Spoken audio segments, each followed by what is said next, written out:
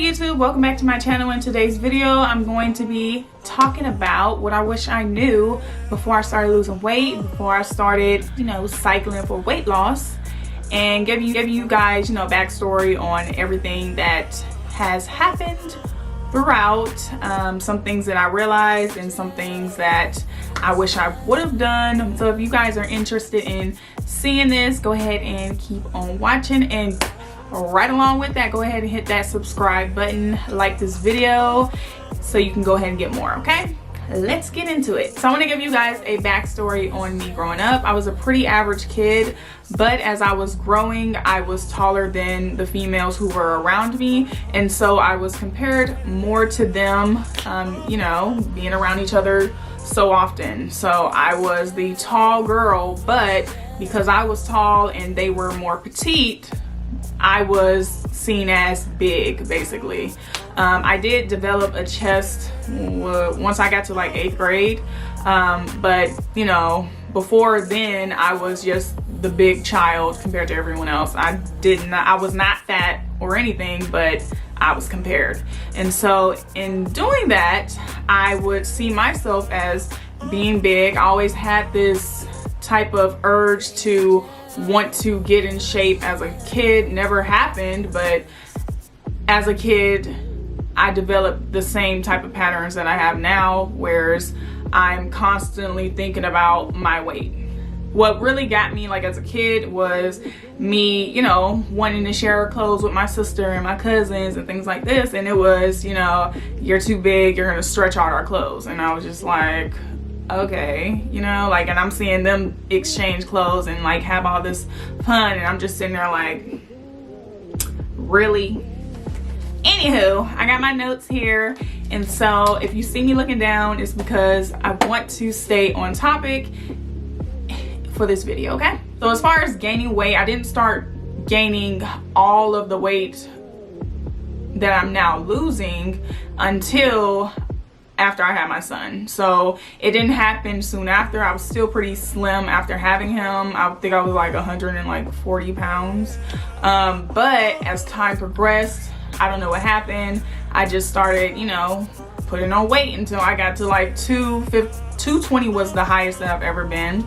But as far as starting my weight loss journey, I want to say I was at like 215 starting off. And so what pushed me finally to the limit was the pandemic. I was just sitting here eating every single day, eating all the snacks, because I'm just like, we home now, we can do whatever we want to, we don't have to go anywhere, do anything. So I took that time and I decided that I was just gonna eat. So that being said, I was just like, if I do not get it together now, then I am going to come out of this pandemic even unhappier, even fatter, and hating myself for not doing something with my body when I had that downtime. Okay, so I started going walking, and this is only for I want to say I only started, it was maybe for a couple weeks, maybe like 3 weeks. I started going walking every morning, and I would literally only do like 2 miles a day. And then I started trying to do even more. I would try to go in the evening, and I was doing this and I felt so good. I was just like, I'm doing whatever it is I can to try to lose weight. I did try to, eat a little healthier, but that didn't really happen either. But I was trying to get active, okay? And then my husband ended up saying, I want a bike. And so we went to go look for him a bike, and ended up getting me one too. And the rest is history, okay? That's why y'all sitting here looking at this video right now, because I decided to document that. If you've watched any of my other videos, you know that I struggle with, I'm always questioning myself, questioning if all the things that I go through is normal during a weight loss journey.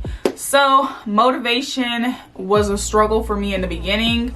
I would do the bare minimum. Like I said, I would go walking for 2 miles, try to do 2 more miles in the evening.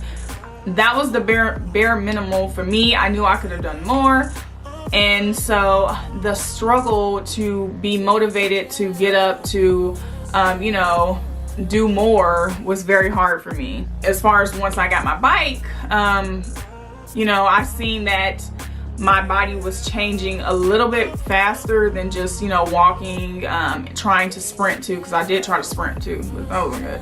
But I did see that my body was changing a little bit faster than just walking, and I was just like, okay, that motivation of seeing my body change, I was just like, okay, Ryan, you can do this.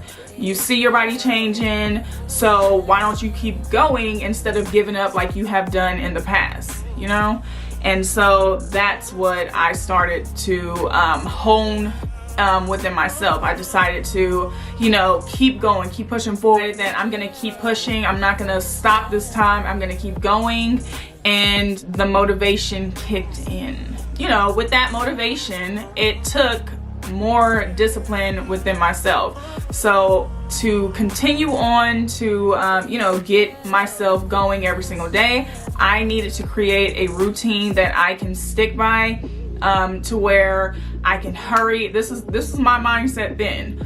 I needed to hurry up as soon as I woke up to go and get my workout in, because if I don't do it as soon as I wake up, I'm not gonna do it at all. As soon as I woke up, I'm looking at my pre-workout and I'm taking it and getting my, you know, clothes on to get out the door as soon as possible so that I can go get my workout in and then come back home. I was going in the morning at like 10 a.m.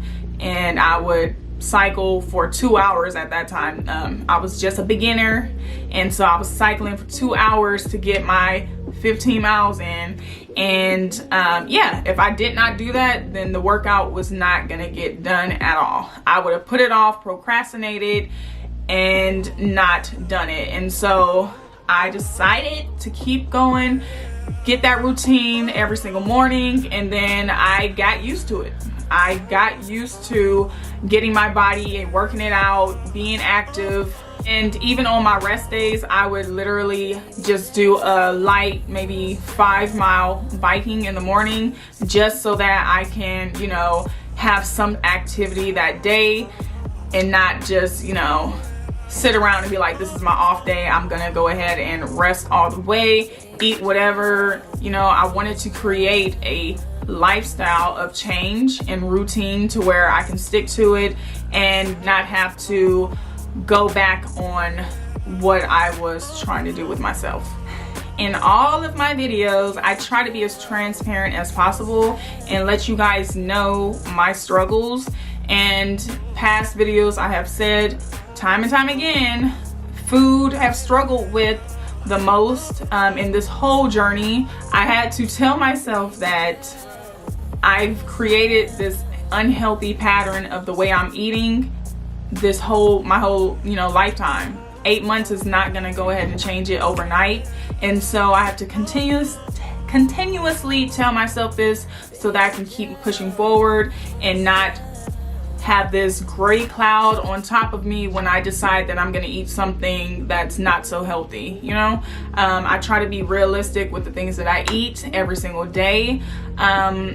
I'm not 100% clean, and I want to be, you know, getting there, but I do want to enjoy food that I eat.